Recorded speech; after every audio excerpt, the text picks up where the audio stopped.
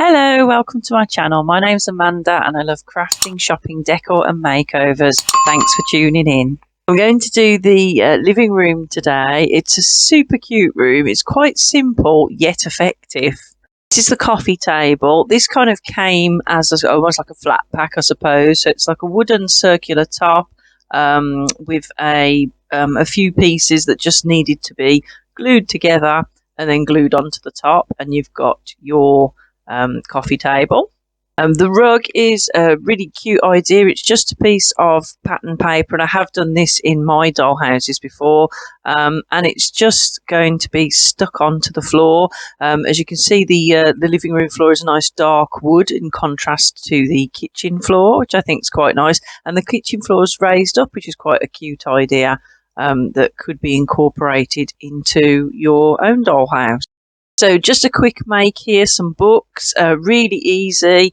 So some printable covers on glossy paper, and then the pages are just on plain white paper to be folded and put inside the books. This is a really simple make, and it can be applied to your own doll houses because I actually have got some printables off the internet.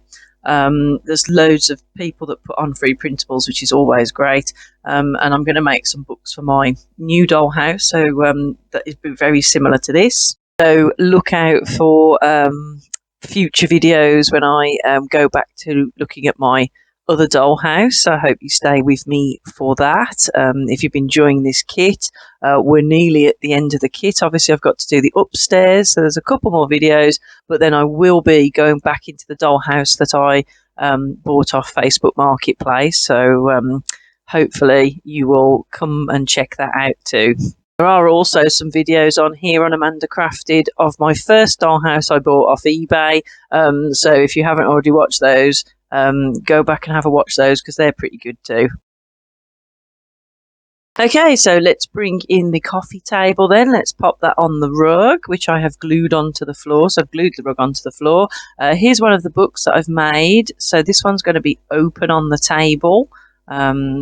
So like a magazine kind of thing.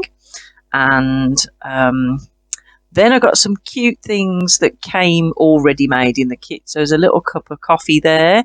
And then there's a really sweet little Eiffel Tower, which I think is really cute. So there's a bit of decor pieces. I'm not sure whether you could fashion an Eiffel Tower yourself. I bet some clever people could, but I'm glad I've already got the the pre-made one. I'm just going to leave you here to watch the creating of the settee and cushions. There's a lot of material to be glued together, stuffing put in them or wrapping around card. So I'll just let you watch that without comment.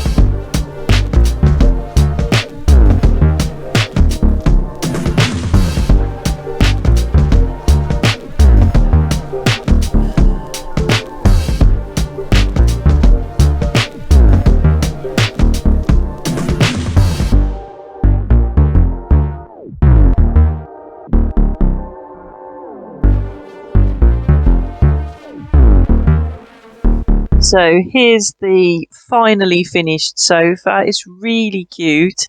And again, the idea of it and how it was put together can easily be adapted and made larger for bigger doll houses. So the kind of like the plan of it is a good one to try out.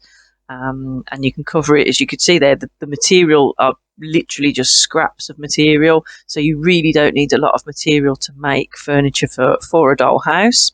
And that's looking nice now in the living room area. And then just some final touches, a sort of a lacy throw over the corner of the settee, and two books to enjoy on there. So that just sort of finishes the look and completes the very cozy living room. So, as always, thank you very much for watching. If you have subscribed, thank you very much. If you haven't, please consider doing so.